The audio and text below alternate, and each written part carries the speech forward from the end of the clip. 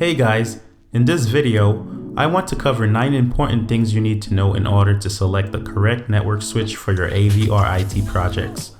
This is sometimes a costly afterthought for AV integrators or IT departments, so let me show you how to avoid it.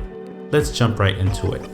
Create a basic drawing or layout of how you want the switch or network to be physically connected, endpoints included.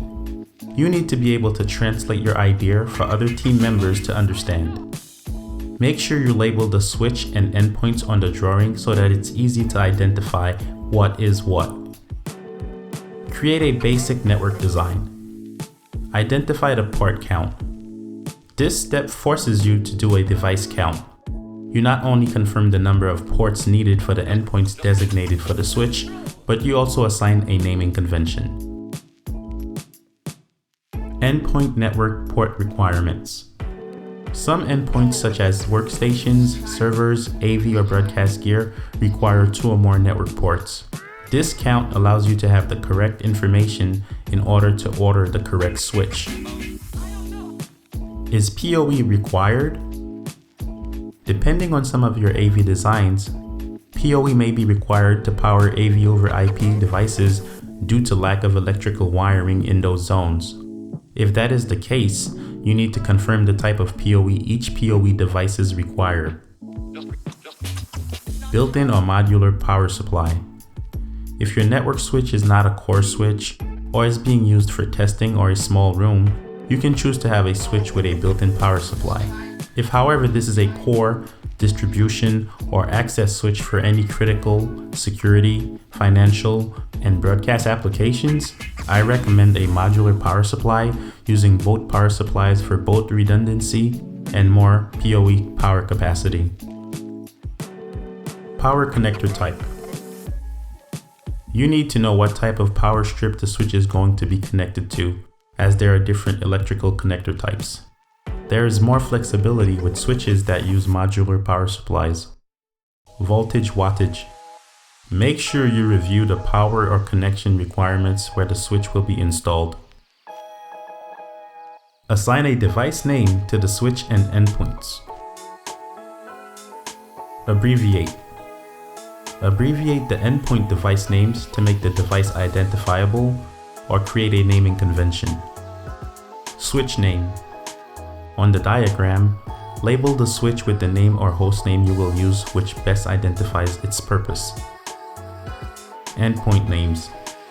On the diagram, label the endpoints with the name and type which best identifies its purpose. Numerical suffix. Add numerical suffixes if the count of that endpoint type is more than 1 or identify the area or zone it will be in. Port description. Device connected to port. It's good practice to label the switch port with the device assigned to the said port. When another engineer has to review or troubleshoot anything on the switch, it will make a difference in time and cost.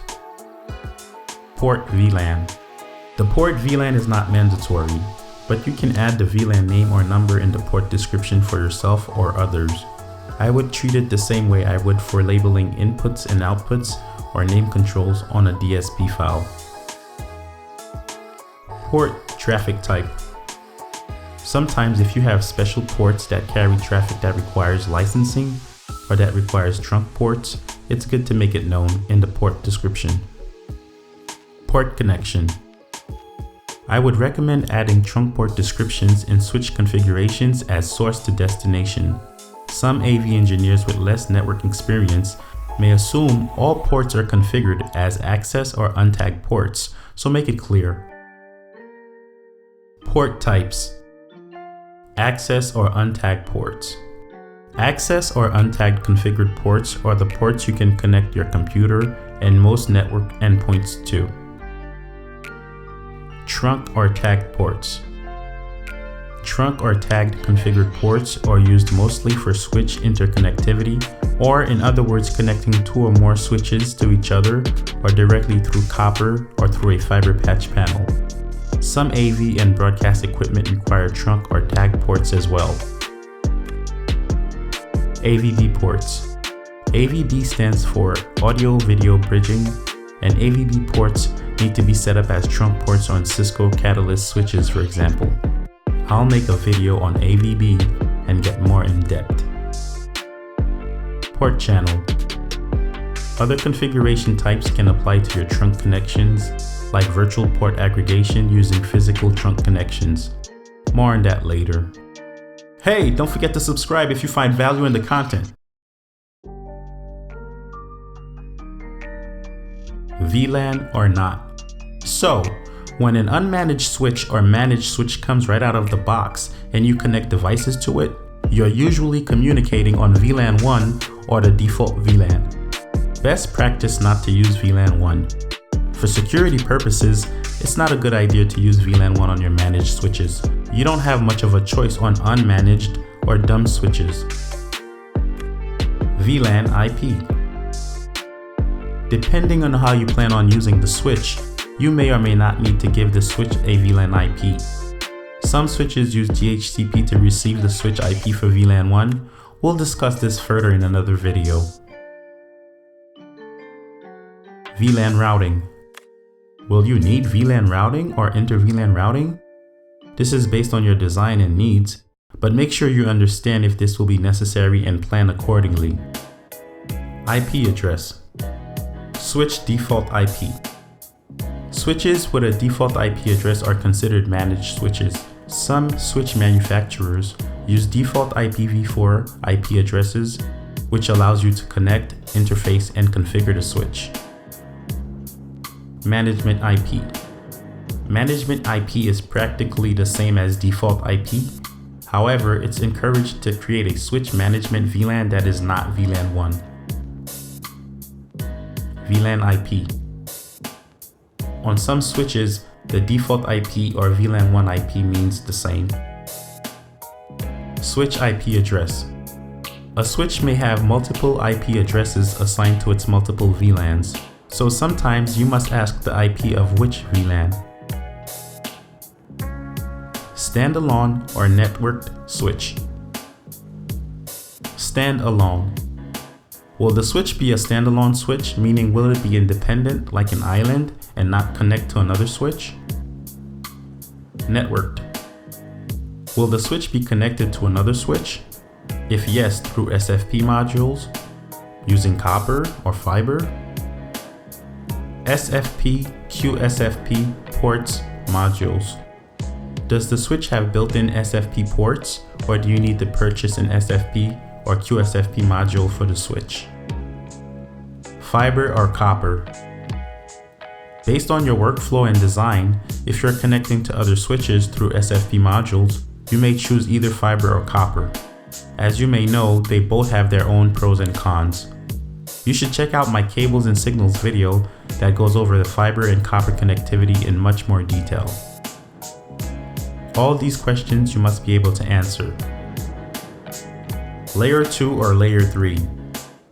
Does your switch need local communication only with the devices connected to it, or does your switch need to interconnect to other networks on other switches?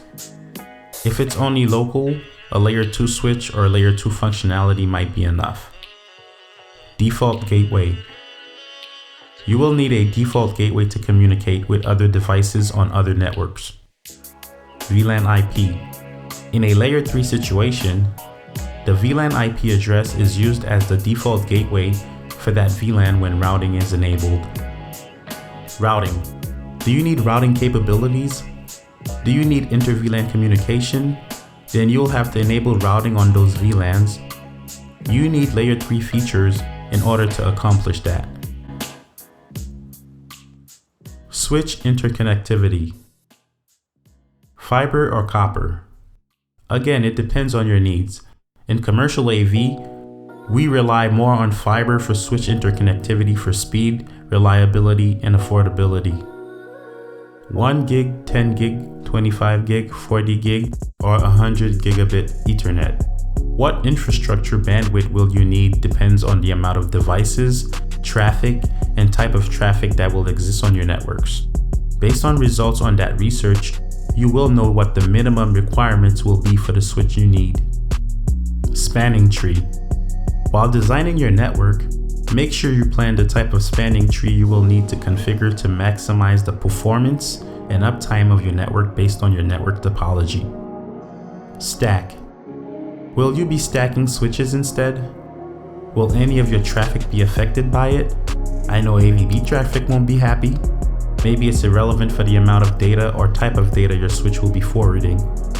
Once you can confidently answer those 9 important things, you are more than ready to select the switch you need for your AV or IT project. Oh, and make sure you have the budget as well. Like, comment, subscribe, and don't forget to leave your thoughts about this guide in the comment section.